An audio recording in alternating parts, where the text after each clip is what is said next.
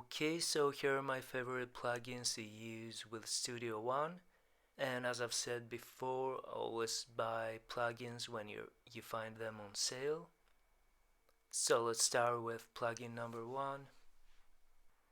So we start with the T-Rex Classic Clipper that I use on my master. There are many different clipper plugins, but I find this to be best for the way I use it and for drums. My mixing is a little like FL Studio producers do, and they use Fruity Soft Clipper, but I found this is a little better. And what I do is I clip my kick at around above 0 to 3 dB, and it sounds like this.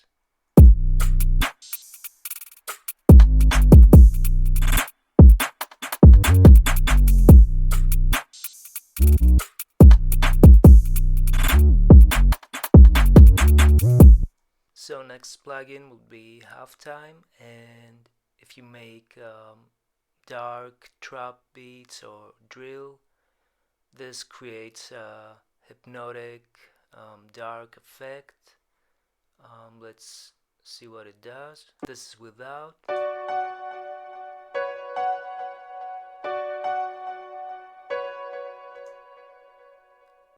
And with it.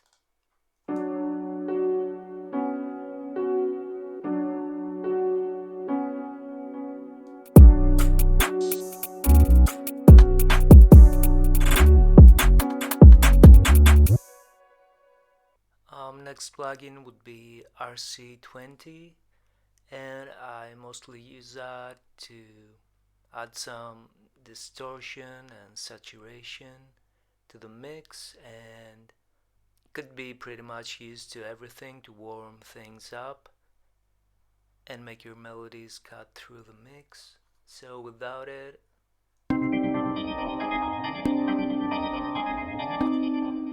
with it.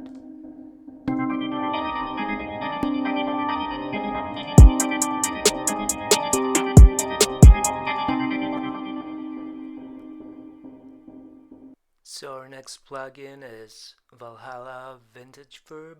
This should be the best reverb you can get for that price. For this I use something different, and it's a Rhodes piano, so you'll see how it sounds. This is it dry.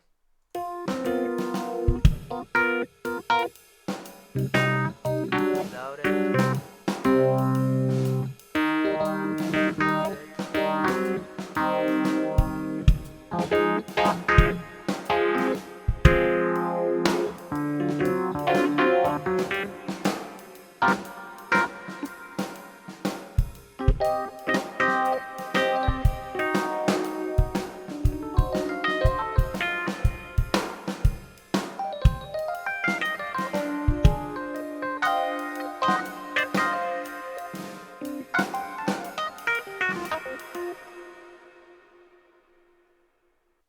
So yeah, that's my go-to reverb for instruments. So let's move to instrument plugins, where things can get a little more expensive. First we have Diva from this company that I don't know how it's pronounced. And this is basically for synth sounds, and it sounds closest to analog gear. So for synthwave or any synth style beats, I use this one, and let's see how it sounds.